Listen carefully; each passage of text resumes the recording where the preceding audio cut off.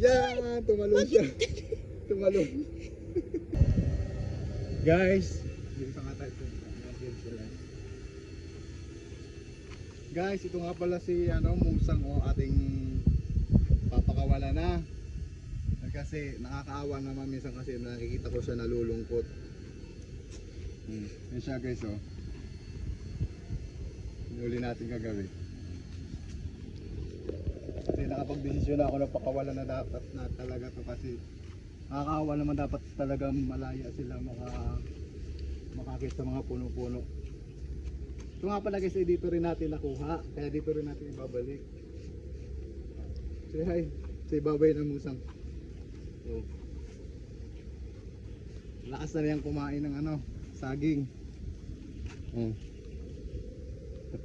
Naninibago siya dito, natatakot na siya. So dyan natin siya guys, sa mga ganyang puno. May bunga yan Okay, puno may bunga na. Pwede siya makakain. Ayun yung dates. Nasaan? Nasaan dates? Alin? Ayun. Ay ito.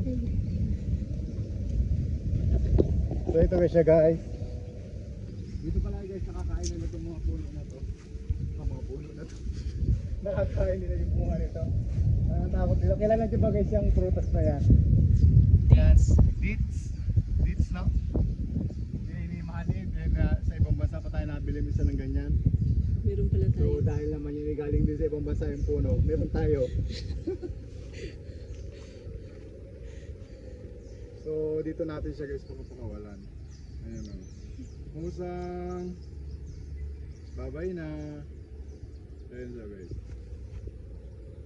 Sa ating papakawalan na kasi marami nagsasabi na dapat daw talaga malaya daw talaga yan. Kasi nakakalungkot din naman, nakikita ko minsan masaya siya pero minsan nakikita ko siya na parang matamlay kahit pinapakain. So dapat talaga sila nakakagala sa mga puno-puno, gubat kasi taga dito talaga sila. So dito rin natin siya guys nakuha kaya dito ko rin siya binalik. Kasi marami sila dito, may mga makakasama siya. So ako lang yata yung hindi musang na hindi niya makakasama. So dito na. Akit na ikaw dito. Bakit kaya yan dito? Matalas man ang yan. So yeah guys. Bakit na ikaw? Dito sa puno. Akit ka na dyan. So yun guys. Akit ka na dali. Yun. Yan guys, akit siya oh. Gayahin nyo yan. Parang pusa na siya. Parang pusa siya. Yan! Tumalon siya. Tumalon. Tumalon kasi hindi siya sanay. Yan. Hindi mo niya nangangagat. Mabait yan. Kahit lumapit niya sa'yo. Asan? Ay, pasang ka dyan. Wala ka siyang muna. Nalibago siya. Yan. Mas gusto niya sa lupa kaysa sa Mas gusto niya sa lupa kaysa puno.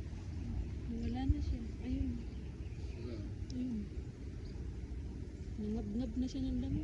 Naku, baka mahuli yan. Dapat huli yan. Hindi yan. Sa gabi dapat pakawalan siguro. Kasi hindi siya masyado nakakita sa araw eh.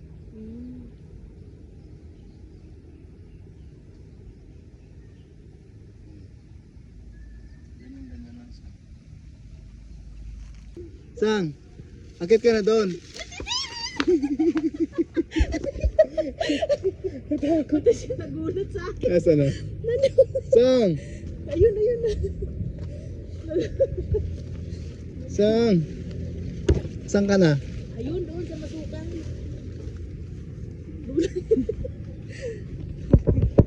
Musang! Nasaan dyan? Daga. Mukhang dagaga. Bukan yun, ito totoo yun siya. Ate doon ka sa kabila para bago siya. Sa corner. Aray ko. Pinakawalan talaga namin siya. Ay kaso dito, punta sa baba. Tago. Marunong po umakyat. May lahi ba? Hindi, musang siya eh. Wild siya. Oo, wild na. Kaso, naalagaan kasi, hindi na siya sanay. Madali. Yes, ang cute no? Parang pusa no? Parang pusa. Oo, ito siya. Wala na sa dulo. Ayun na, ito dyan, te. Andyan. Sang! Tara na. Tara. Dali na. Naku, mahuhuli ka dyan. Sana bukas wala na siya dito. Oo. Mamayang gabi, baka nakakakita. Sa yan, kuya? Hmm.